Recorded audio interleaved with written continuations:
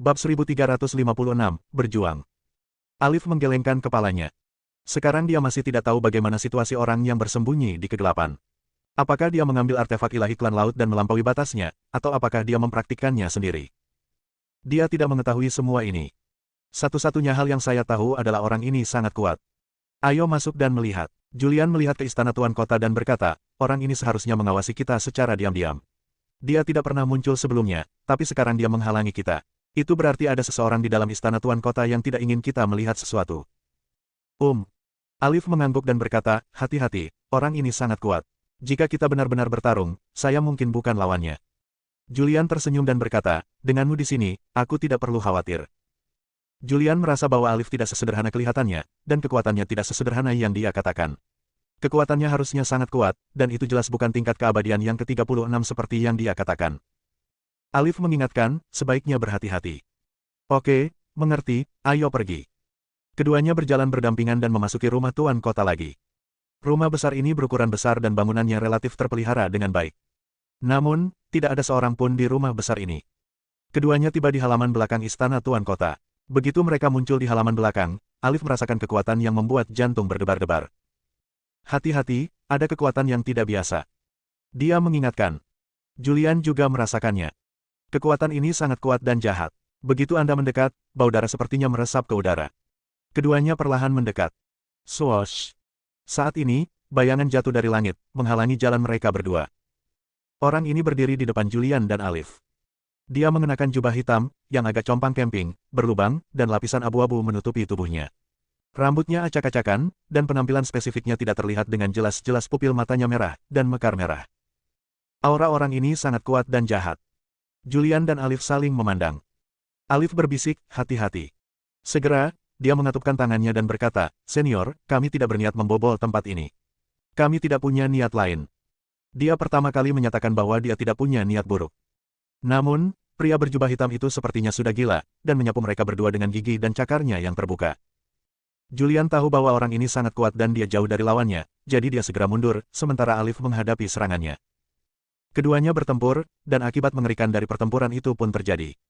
Dalam keadaan normal, akibat dari pertempuran seperti itu akan cukup untuk menghancurkan rumah besar ini dan bahkan kota ini. Namun, akibat dari pertempuran antara keduanya menghilang tanpa terlihat, seolah-olah kekuatan misterius telah menyerap akibat dari pertempuran tersebut. Pertempuran itu berlangsung sengit. Julian tidak berani mendekat sama sekali, terus mundur, dan akhirnya mundur dari kota, mundur jauh. Alif dan pria berbaju hitam bertarung sengit di langit di atas kota, menggunakan berbagai metode dan teknik. Julian memperhatikan dari kejauhan. Saya melihat pria berjubah hitam bersinar dengan cahaya hitam di sekujur tubuhnya, tangannya terus berubah menjadi tanda, dan karakter misterius muncul satu demi satu. Karakter misterius ini mengandung kekuatan yang aneh dan tidak dapat diprediksi. Menyumpahi. Julian berseru. Dia pernah melihat kutukan sebelumnya, di dunia primitif. Namun, mantra kutukan yang diucapkan oleh antek iblis di dunia primitif hanyalah yang paling dasar, dan mantra kutukan yang diucapkan oleh pria berjubah hitam sangat menakutkan. Kota ini belum hancur, namun area di luar kota terus-menerus dihancurkan. Bahkan ada beberapa celah di dalam kehampaan. Pemandangannya agak menakutkan. Namun, Alif sangat kuat. Dia dilindungi oleh cahaya keemasan dan bertarung sengit dengan pria berjubah hitam. Julian memperhatikan dari kejauhan dengan hati-hati. Pertempuran itu tidak berlangsung lama sebelum Alif dikalahkan. Tubuhnya terlempar dan terlempar keluar kota, dan tubuhnya terjatuh dengan keras ke tanah. Pria berjubah hitam tidak mengusirnya. Julian, yang menyaksikan pertempuran dari kejauhan, dengan cepat bergegas menuju Alif. Ketika dia tiba, Alif sudah duduk bersila di tanah. Masih ada sedikit darah di sudut mulutnya, dan wajahnya cukup pucat. Bagaimana kabarmu? Apakah kamu baik-baik saja? Julian bertanya. Alif tampak serius dan berkata, orang ini terlalu kuat. Dia jelas bukan orang kuat biasa di alam satu persatuan jalan ilahi. Alamnya mungkin telah mencapai puncak alam satu persatuan di jalan ilahi. Aku bertanya padamu apakah ada sesuatu yang baik-baik saja. Aku baik-baik saja. Aku hanya terluka. Aku akan baik-baik saja setelah mengatur pernapasanku. Alif terluka, tapi lukanya tidak serius. Julian tidak bertanya lagi, tetapi menunggu di samping. Pada saat yang sama, dia melihat kota mati di kejauhan, dan keraguan muncul di hatinya orang yang menakutkan di kota mati ini. Begitu mereka memasuki halaman belakang rumah Tuan Kota, mereka diblokir. Apa yang ada di halaman belakang rumah Tuan Kota?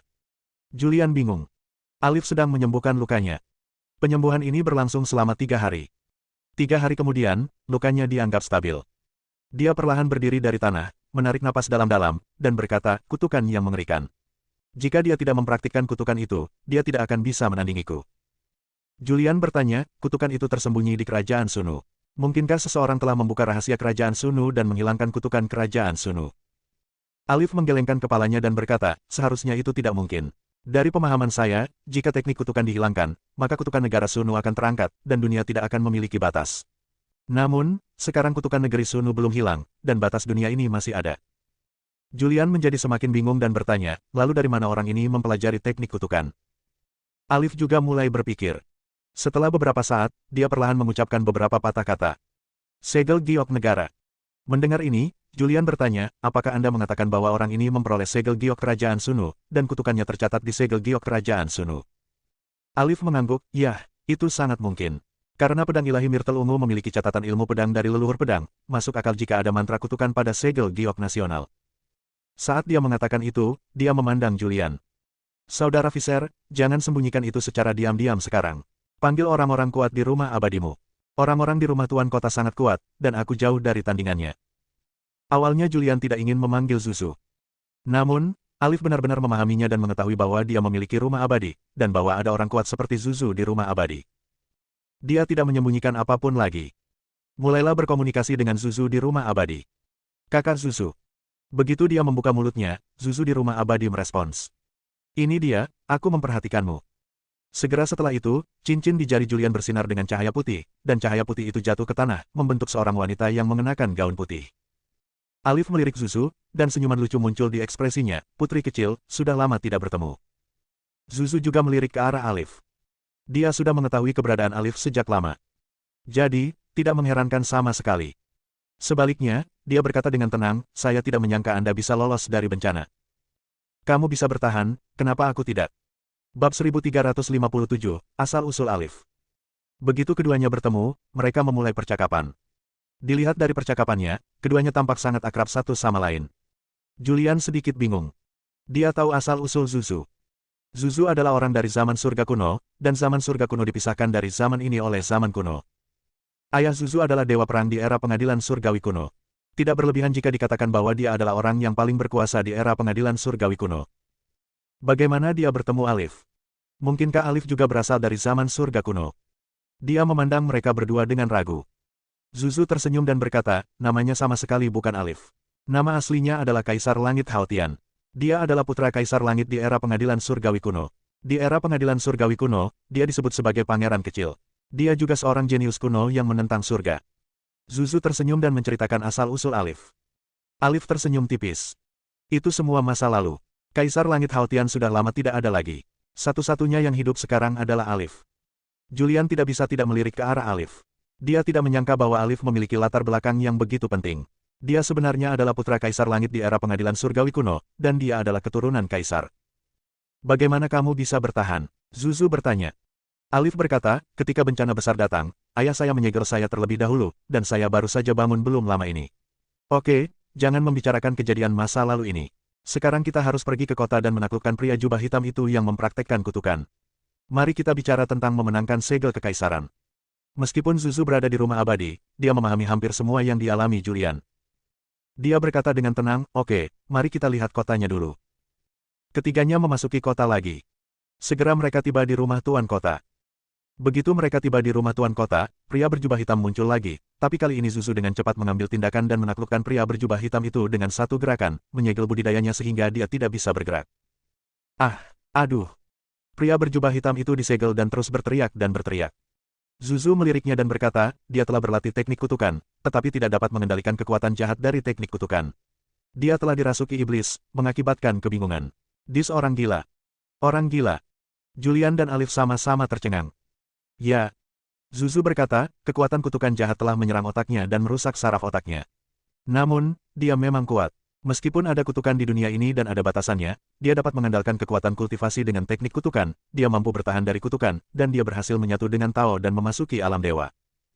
Julian memandang pria berjubah hitam. Rambutnya tergerai, pupil matanya berwarna merah darah, dan aura hitam terus-menerus keluar dari tubuhnya. Aura ini menyebar ke sekeliling, mempengaruhi ruang ini. Dia terus berteriak dan mengaum.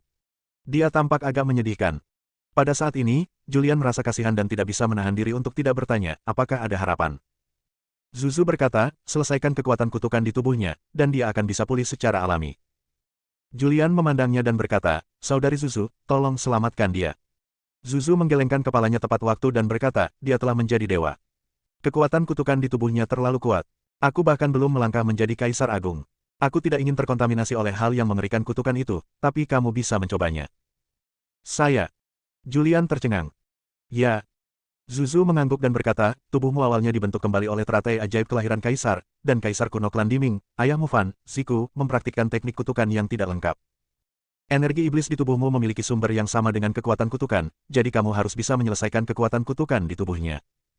Kamu bahkan bisa menyerap kekuatan kutukan di tubuhnya dan menggunakannya untuk mengembangkan teratai ajaib di tubuhmu. Setelah mendengar ini, Julian mengangguk dan berkata, saya akan mencobanya. Sambil berkata begitu, dia berjalan menuju pria berjubah hitam. Berdiri di depannya, dia bisa merasakan aura jahat pada pria berjubah hitam, yang sangat kuat. Dan alasan mengapa reruntuhan terpencil ini begitu jahat, tidak ada tumbuh-tumbuhan, dan tidak ada makhluk hidup yang berani mendekatinya, semua karena kekuatan terkutuk di tubuhnya. Biarkan kekuatan kutukan menyebar, dan reruntuhan terpencil terbentuk. Julian menarik napas dalam-dalam, lalu mengangkat tangannya dan meraih tangan pria berjubah hitam itu. Saat dia menariknya, kekuatan kutukan jahat menyebar ke seluruh tubuhnya bersama dengan lengan berjubah hitam. Dalam sekejap, kekuatan kutukan memenuhi tubuhnya. Namun kekuatan kutukan ini memiliki asal-usul yang sama dengan energi iblis di tubuhnya. Kekuatan kutukan ini tidak menyakitinya, melainkan membuat darah dan dagingnya menjadi aktif. Tubuhnya sepertinya sudah lama lapar, dengan panik menyerap kekuatan ini. Dan kekuatan fisiknya juga meningkat pesat. Zuzu dan Alif tidak terburu-buru, tapi mulai mengobrol di samping. Alif melirik ke arah Julian, yang sedang menyerap kekuatan kutukan dari pria berjubah hitam, dan merasa iri dan berkata, saya harus mengatakan, keberuntungan anak ini sangat bagus. Dia bisa mendapatkan keberuntungan kapan saja dan di mana saja. Setelah itu, kekuatan fisiknya akan ditingkatkan ke level berikutnya. Zuzu mengangguk dan berkata, itu benar. Keduanya mulai mengobrol. Kekuatan fisik Julian meningkat tanpa disadari. Segera, kekuatan fisiknya menerobos dan mencapai alam surgawi ke-6 keabadian. Setelah tubuh fisiknya mencapai alam surgawi ke-6 keabadian, ia mencapai kejenuhan dan tidak dapat ditingkatkan lagi. Segera setelah itu, teratai ilmu hitam di tubuh mulai dengan panik menyerap kekuatan kutukan lawan. Adegan ini berlangsung sekitar 3 bulan. Dalam 3 bulan ini, teratai ajaib di tubuh Julian menyerap semua kekuatan kutukan di tubuh lawan, dan kekuatan kutukan di area ini secara bertahap diserap. Julian tidak tahu seberapa kuat teratai ilmu hitam di tubuhnya. Dia hanya tahu bahwa sekali teratai ilmu hitam digunakan, ia akan memiliki kekuatan untuk menghancurkan dunia. Setelah semua kekuatan kutukan diserap, pria berjubah hitam itu pun jatuh ke tanah. Mata merah darahnya perlahan pulih dan menjadi normal. Dia menatap Julian dan yang lainnya dan mendengar suara lemah, terima kasih telah menyelamatkan saya dan membiarkan saya pulih. Zuzu berjalan mendekat dan membuka kunci segelnya. Saat itulah dia berdiri dari tanah. Julian menatapnya dan bertanya, apa yang terjadi? Bagaimana kamu mendapatkan teknik kutukan? Pria berjubah hitam tenggelam dalam ingatannya, dan setelah beberapa saat, dia berkata, saat itu, saya mendapat segel giok yang diturunkan dari kerajaan Sunu secara kebetulan. Awalnya saya tidak peduli. Tetapi, suatu hari, saya tidak sengaja menemukan bahwa segel giok nasional ini luar biasa. Ada rahasia batin misterius yang tersembunyi di segel kekaisaran. Awalnya, saya tidak tahu itu kutukan, jadi saya mulai mempraktikkannya. Tanpa diduga, seiring dengan peningkatan tingkat kultivasi saya, lambat laun saya dirasuki iblis, dan semua makhluk di kota ini ditelan oleh kekuatan kutukan dan semuanya mati. Mendengar ini, Julian menarik napas dalam-dalam dan berkata perlahan, saya tidak menyangka ini benar. Di mana segel kekaisaran? Bab 1358, kembali. Pria itu menunjuk ke halaman belakang istana tuan kota dan berkata, segel kekaisaran ada di halaman belakang. Ayo pergi dan melihat. Julian memimpin dan berjalan menuju halaman belakang. Dan Zuzu tidak tinggal lama di dunia luar. Tubuhnya berubah menjadi sisa cahaya dan menghilang dari tempatnya. Halaman belakang rumah tuan kota. Di area terbuka, 20 meter di atas tanah, terdapat jimat besar yang melayang di udara. Jimat tersebut diukir dengan kepala naga hitam, dan di bagian bawahnya diukir beberapa karakter misterius. Apakah ini segel kekaisaran? Julian melihat jimat yang melayang di udara. Jimat ini sangat besar, panjangnya sekitar 20 meter. Jimat itu benar-benar hitam dan memancarkan cahaya hitam. Nafas ini adalah kekuatan kutukan. Itu benar. Pria berjubah hitam yang mengikuti berkata, ini adalah segel giok kerajaan. Saya mendapatkannya secara kebetulan. Saya mempelajari kutukan kekuatan magis yang tak tertandingi dari segel giok kerajaan. Namun, saya tidak bisa mengendalikan kekuatan kutukan itu, jadi aku menjadi gila. Julian berjalan mendekat, melambaikan tangannya, dan dengan paksa mengendalikan segel kekaisaran, dan dengan paksa menepinya. Di bawah kendali kekuatannya, segel giok kerajaan terus mengecil, dan segera berubah menjadi segel giok kerajaan seukuran telapak tangan. Dia memegangnya di tangannya dan melihatnya dengan cermat. Di atasnya terukir kepala naga hitam dengan garis-garis jelas. Terukir di bawah ini adalah beberapa karakter. Karakter-karakter ini sangat misterius. Begitu Julian melihatnya, karakter-karakter ini mulai berubah. Dalam sekejap, ribuan perubahan terjadi. Dari beberapa kata, mereka berubah menjadi kata-kata yang padat. Pada saat yang sama, Julian juga merasa pusing dan mengalami halusinasi. Dia merasa seolah-olah sedang berdiri di langit berbintang, dikelilingi oleh kata-kata, dan kata-kata terus-menerus mengelilinginya. Pada saat yang sama, kekuatan menakutkan melanda dirinya, membuatnya bergidik. Dia menarik pandangannya tepat pada waktunya, menarik napas dalam-dalam, dan berkata, sungguh teks yang misterius. Pria berjubah hitam berkata, inti dari segel giok nasional ini adalah kata-kata yang terukir di atasnya. Saya menemukan bahwa kata-kata ini tampaknya merupakan kumpulan kutukan. Kata-kata ini mencakup segalanya dan dapat diubah.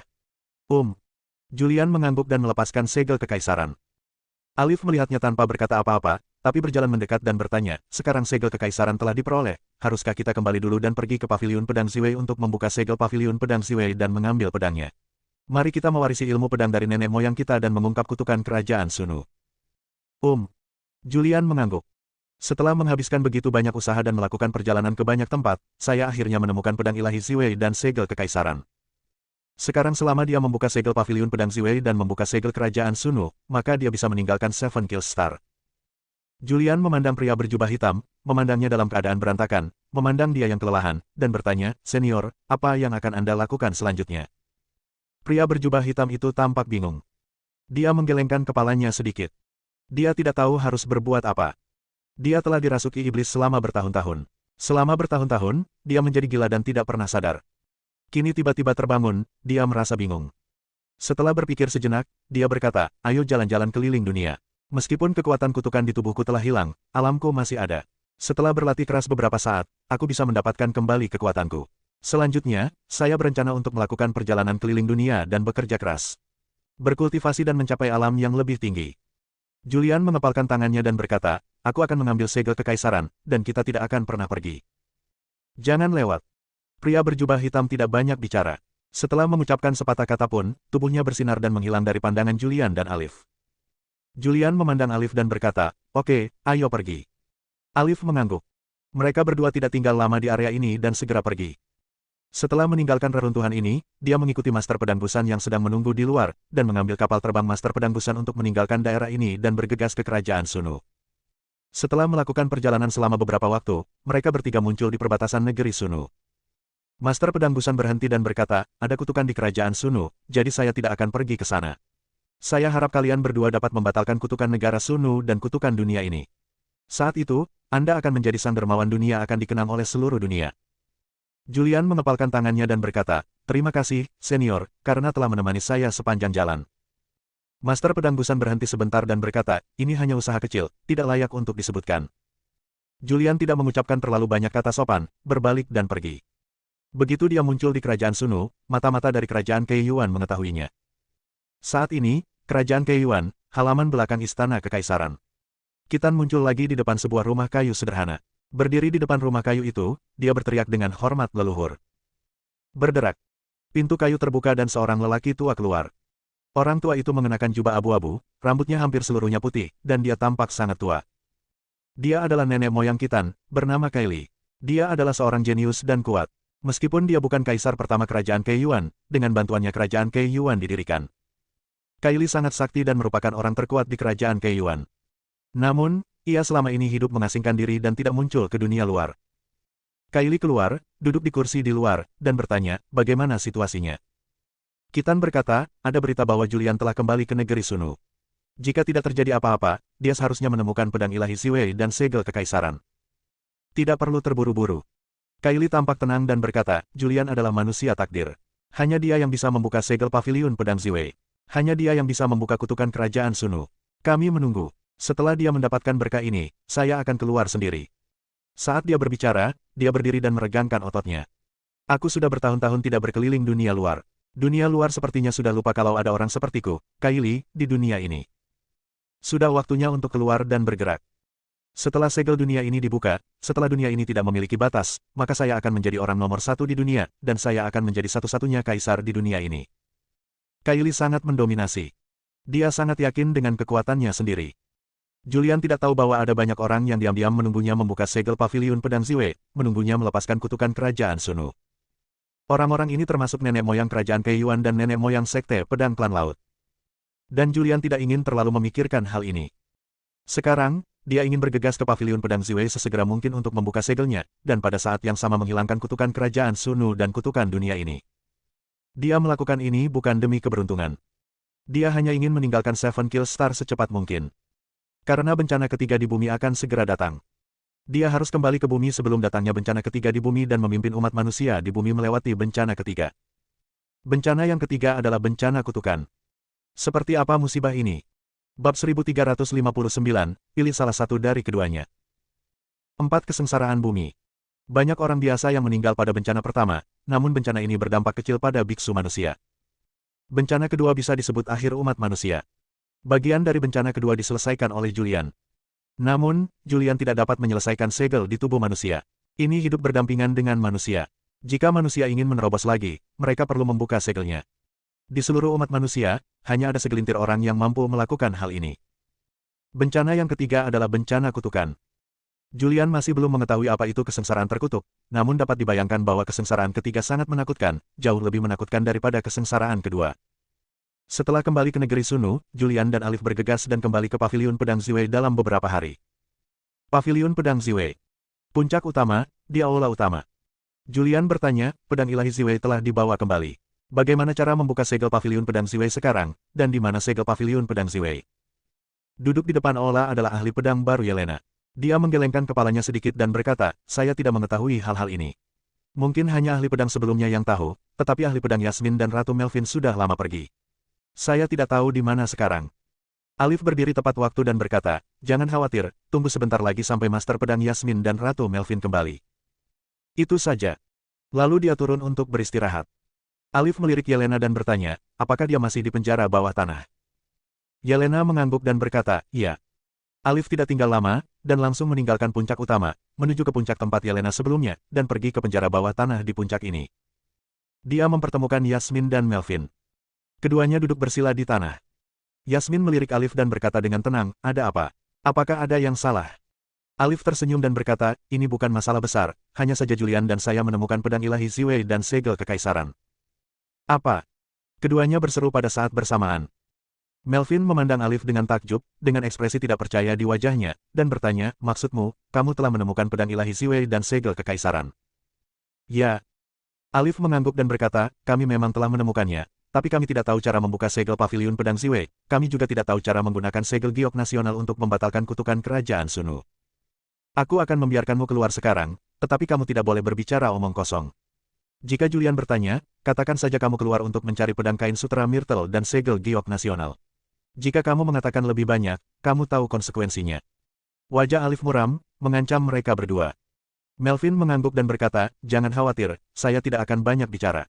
Setelah kutukan negeri Sunu terpecahkan, saya akan pergi, menjauh dari negeri Sunu, dan berkeliling dunia. Yasmin juga berkata, saya telah menjaga paviliun pedang Ziwei selama bertahun-tahun, dan saya sudah lama lelah. Sekarang seseorang telah menggantikan saya sebagai penanggung jawab paviliun pedang Ziwei, saya dapat menggunakan kesempatan ini untuk beristirahat dengan baik dan berkeliling dunia bersama Melvin. Setelah mendengar apa yang dikatakan keduanya, Alif mengambil tindakan dan melepaskan segel di antara keduanya. Tolong lakukan itu. Setelah mengucapkan sepatah kata pun, dia berbalik dan pergi. Yasmin juga saling memandang dengan tulus, dan segera pergi tanpa berkata apa-apa. Setelah Julian kembali ke kediamannya, dia duduk di kamar, mengeluarkan pedang ilahi Ziwei dan segel kekaisaran, meletakkannya di atas meja dan melihatnya dengan cermat. Tidak lama kemudian, ada ketukan di pintu, lalu pintu dibuka, dan Alif masuk. Apa yang kamu lihat lagi? Julian menoleh setelah mendengar suara itu dan melihat Alif mendekat, dan berkata, saya sedang mempelajari pedang ilahi Ziwei dan segel kekaisaran. Alif datang dan duduk dan berkata, Saudara Visser, saya juga telah berkontribusi dalam pencarian segel kekaisaran dan pedang ilahi Myrtle ungu kali ini. Saya tidak bisa membiarkan Anda mendapatkan semua manfaatnya. Masing-masing dari kita akan memilikinya pedang ilahi Myrtle ungu dan segel kekaisaran. Apapun yang kamu inginkan, kamu pilih dulu. Mendengar ini, Julian melirik Alif. Nyatanya, dia tidak berniat menduduki kedua hal tersebut. Dia berencana mengembalikannya ke pedang ilahi Ziwei dan kerajaan Sunu setelah membuka segel dan kutukannya. Namun, Alif tidak tahu apa yang dia pikirkan. Saudara Viser, tidakkah kamu ingin memiliki keduanya? Pedang ilahi Ziwei ini adalah senjata dewa leluhur. Senjata seperti itu, apalagi di zaman ini, bahkan di zaman kuno, adalah salah satu senjata dewa terbaik. Dan segel giok yang diturunkan dari negara itu terkait dengan teknik kutukan, yang juga sangat menakutkan, bukan di bawah senjata dewa leluhur. Aku akan membiarkanmu memilih dulu. Kamu pilih salah satu dari dua item itu dulu. Alif memandang Julian. Namun, Julian linglung, seolah dia tidak ingin memilih. Dia juga menebak dalam hatinya bahwa Julian menginginkan keduanya, jadi dia tidak bisa menahan senyum dan berkata, apakah kamu benar-benar menginginkan keduanya? Julian kemudian berkata, pedang ilahi Ziwei milik Paviliun Pedang Ziwei, dan segel giok nasional milik Kerajaan Sunu. Saya baru saja meminjamnya sekarang.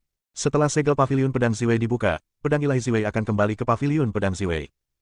Demikian pula, setelah kutukan Kerajaan Sunu terpecahkan, segel giok nasional akan dikembalikan. Aku tidak akan mengambilnya. Julian tahu bahwa kedua barang ini adalah harta karun, harta langka dalam sejarah. Jika salah satu dari mereka disebarkan ke dunia luar, itu akan menyebabkan sekelompok orang besar merampoknya secara gila-gilaan. Namun menurutnya, betapapun bagusnya harta itu, tidak sekuat kekuatannya sendiri.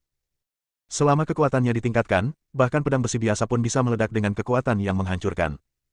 Kata-kata Julian membuat Alif sedikit terkejut. Segera, dia tersenyum dan berkata, saya pikir Anda menginginkan semuanya. Karena Anda berniat mengembalikannya, saya tidak punya rasa malu untuk memintanya, jadi biarkan saja seperti ini untuk saat ini. Saya akan memberitahu Anda kapan segel dibuka dan dilepaskan. Ya, Julian mengangguk. Lalu dia menyingkirkan segel giok kekaisaran dan pedang ilahi Ziwei. Alif tidak tinggal lebih lama lagi dan memilih untuk pergi. Setelah berjalan keluar pintu, senyuman di wajahnya mengeras dan digantikan oleh ekspresi tertekan. Jika Julian tidak menginginkannya, dia tidak akan menyerah. Namun, sekarang bukan waktunya untuk merebutnya, sekarang bukan waktunya Julian mati. Mari kita tunggu sampai segelnya terlepas. Selanjutnya, Julian tinggal di Paviliun Pedang Ziwei. Namun, keesokan harinya, Julian sedang duduk bersila di dalam ruangan, bermeditasi dengan serius. Ada ketukan di pintu. Dia berhenti dan berjalan untuk membuka pintu. Berdiri di depan pintu adalah Alif dan... Ada apa? Julian bertanya. Alif berkata, Yasmin dan Melvin telah kembali. Oh. Julian tampak senang dan bertanya, di mana itu? Ada di lobi. Oke, cepat pergi. Julian keluar dari ruangan tepat waktu. Ikuti Alif ke aula puncak utama. Ketika saya tiba di aula utama, saya menemukan Yasmin, mantan ahli pedang Paviliun Pedang Ziwei, dan Ratu Melvin. Julian. Mereka berdua juga melihat Julian, dan Melvin adalah orang pertama yang berteriak, Julian, apakah kamu sudah menemukan pedang ilahi Ziwei dan segel kekaisaran? Ya. Julian mengangguk. Yasmin tidak bisa menahan diri untuk tidak berkata, keluarkan dan lihat. Bab 1360, Warisan. Pedang ilahi Ziwei dan segel kekaisaran telah hilang entah berapa tahun. Selama bertahun-tahun yang tak terhitung jumlahnya, Paviliun Pedang Ziwei dan Kerajaan Sunu tidak pernah berhenti mencari, tetapi bertahun-tahun telah berlalu dan mereka belum menemukan kedua hal ini. Namun, Julian baru berada di negara wanita selama beberapa tahun. Tidak lama setelah dia menjadi kaisar Kerajaan Sunu, dia telah menemukan pedang ilahi Ziwei dan segel kekaisaran. Yasmin dan Melvin sama-sama tidak mempercayainya. Di bawah tatapan penuh harap dari kedua orang itu, Julian mengeluarkan pedang ilahi Ziwei dan melemparkannya ke Yasmin. Lalu dia mengeluarkan segel kekaisaran dan melemparkannya ke Melvin. Lihat, apakah ada yang salah? Yasmin mengambil pedang Dewa Kain Sutra Myrtle, memegangnya di tangannya, memperhatikannya dengan cermat, dan menuangkan kekuatan abadi ke dalam pedang Dewa Kain Sutra Myrtle. Pada saat ini, pedang ilahi Ziwei meledak dengan cahaya ungu terang, dan kekuatan yang kuat bangkit kembali dari pedang ilahi Ziwei. Ya, itu adalah pedang ilahi Ziwei. Itu adalah pedang ilahi Ziwei yang telah hilang selama bertahun-tahun di Paviliun Pedang Ziwei milikku. Melvin juga memegang stempel kekaisaran. Dia belum pernah melihat segel giok kekaisaran, tetapi dia memiliki cara untuk mengidentifikasi keasliannya. Pada saat ini, dia dapat dengan jelas merasakan bahwa ada kekuatan familiar dan asing yang datang dari segel giok kekaisaran.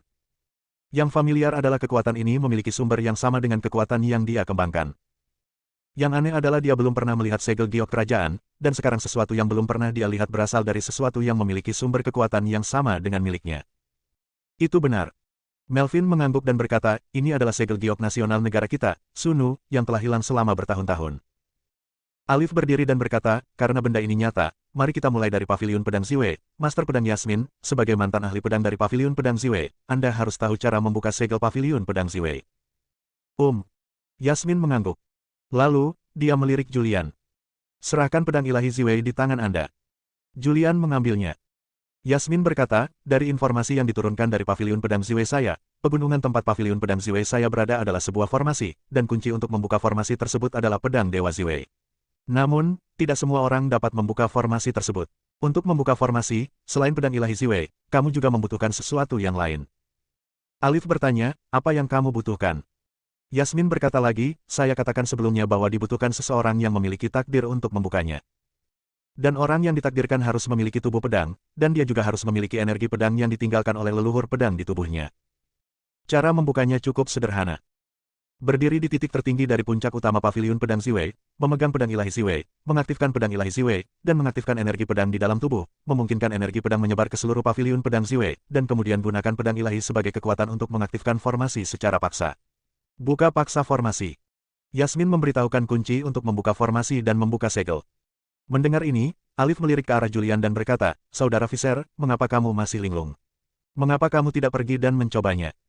Baiklah, aku akan mencobanya. Julian mengangguk. Kemudian, dia meninggalkan aula utama dengan pedang ilahi Ziwei dan menuju ke gunung belakang menuju titik tertinggi dari puncak utama. Yang lain mengikuti. Tak lama kemudian, kami mencapai titik tertinggi dari puncak utama. Berdiri di sini, Anda dapat melihat banyak puncak paviliun pedang Ziwei. Puncak-puncak ini megah dan megah, dikelilingi kabut putih, seperti negeri dongeng. Julian memegang pedang ilahi Ziwei dan menggunakan energi pedang di tubuhnya untuk mengaktifkan pedang ilahi Ziwei. Pada saat ini, pedang ilahi Ziwei menjadi mempesona. Ada beberapa kata misterius yang terukir pada pedang-pedang ilahi Ziwei. Kata-kata ini tampaknya menjadi aktif pada saat ini, melepaskan diri dari pedang ilahi Ziwei, perlahan terbang menuju udara sekitarnya, dan menghilang dalam kehampaan. Alif, Yasmin, Yelena, Melvin dan yang lainnya menyaksikan dalam diam tidak jauh dari situ. Segera setelah itu, Julian mengaktifkan energi pedang di tubuhnya. Energi pedang yang tak terhitung jumlahnya meluap dari pori-pori tubuhnya, dan energi pedang secara bertahap menyebar dan tenggelam ke dalam gunung. Pada saat ini, seluruh paviliun pedang Ziwei bergetar. Beberapa puncak di paviliun pedang Ziwei mulai bergerak dan berubah terus-menerus. Melihat pemandangan ini, wajah Alif dipenuhi dengan kegembiraan dan dia tidak bisa menahan diri untuk tidak berkata, sungguh, itu benar-benar bisa dilakukan. Yasmin juga menantikannya. Tahun-tahun abadi telah berlalu, akankah ilmu pedang tak tertandingi yang tersegel di paviliun pedang Ziwei akhirnya muncul kembali di dunia? Melvin juga memandang Julian dengan penuh harap. Kekuatan seluruh tubuh Julian dan kekuatan paviliun pedang Ziwei perlahan tenggelam ke pegunungan sekitarnya. Gunung-gunung ini terus bergerak dan mengubah orientasinya. Saat puncak gunung yang tak terhitung jumlahnya berubah menjadi satu kesatuan, jiwa Julian sepertinya tersedot ke ruang yang tidak diketahui oleh kekuatan yang kuat. Di sini, tidak ada gunung, tidak ada air, dan tidak ada bumi, tetapi kehampaan berkilauan dipenuhi bintang, dan Julian berdiri di kehampaan berkilauan. Di mana ini? Julian bingung. Namun, saat dia sedang bingung, sebuah bayangan muncul di hadapannya dari udara tipis. Bayangan itu perlahan-lahan menjelma menjadi seorang pria. Pria itu mengenakan jubah putih, fitur wajahnya cukup tampan, dan dia memiliki aura yang khas pada dirinya. Setelah menunggu selama-lamanya, akhirnya sampai di sini. Pria itu memandang Julian dan berbicara dengan lembut. Senior, siapa kamu? Julian memandang pria di depannya dengan ragu. Aku tidak punya banyak waktu. Kamu harus mengingat setiap kata yang aku ucapkan selanjutnya. Pria berjubah putih itu tampak serius. Julian tidak bertanya lagi, tetapi mendengarkan dengan seksama. Saya adalah seorang pendekar pedang yang telah menghabiskan seluruh hidup saya untuk mengejar ilmu pedang tertinggi. Saya telah menyaksikan ilmu pedang dunia dan menciptakan 5 alam pedang. 5 alam pedang mudah dipahami, tetapi saya ingin benar-benar mencapai yang tertinggi dalam 5 alam pedang, tapi itu sama sulitnya dengan mendaki ke langit. Saya tahu bencana akan datang. Untuk mencegah ilmu pedang saya hilang, saya membagi ilmu pedang saya menjadi 3 bagian. Satu salinan ada di pedangku, pedang Ziwei. Satu salinannya ada di paviliun pedang Ziwei. Ada salinan lain di makam pedang. Pedang ilahi Ziwei adalah yang paling dasar dan cocok bagi mereka yang memiliki kekuatan di bawah level Shinto untuk berlatih. Yang dari paviliun pedang Ziwei dianggap tingkat tinggi dan cocok untuk budidaya oleh kaisar dan mereka yang berada di bawah tingkat kaisar. Yang ada di makam pedang adalah inti sebenarnya. Namun, jika kamu ingin memahami inti sebenarnya, kamu harus terlebih dahulu memahami ilmu pedang dari pedang ilahi Ziwei dan paviliun pedang Ziwei. Julian mendengarkan ini dengan cermat. Pada saat ini, dia sudah yakin dengan identitas orang di depannya. Ini adalah leluhur pedang, orang kuat yang terkenal di dunia dari zaman kuno. Ilmu pedang yang dia tinggalkan telah mempengaruhi banyak pembudidaya pedang. Pria berjubah putih itu berkata, tubuhnya berangsur-angsur menjadi ilusi. Kemudian, sebuah tanda muncul di pandangan Julian. Tanda ini berwarna putih dan terlihat seperti karakter. Tanda ini bergegas menuju Julian dan menghilang di tengah alisnya, dan sebuah tanda samar-samar muncul di tengah alisnya. Pria berjubah putih telah menghilang, tapi suaranya masih bergema di area tersebut. Tanda ini mencatat warisan ilmu pedangku. Berlatihlah dengan keras. Ketika tanda itu hilang sepenuhnya, itulah saat kamu memahami ilmu pedang ini. Setelah kamu benar-benar memahami ilmu pedang ini, bawalah pedang ilahi Ziwei ke makam pedang, dan kamu akan mendapatkan yang sebenarnya inti dari kendoku. Suara itu menjadi semakin lemah, dan akhirnya menghilang sepenuhnya. Bersambung.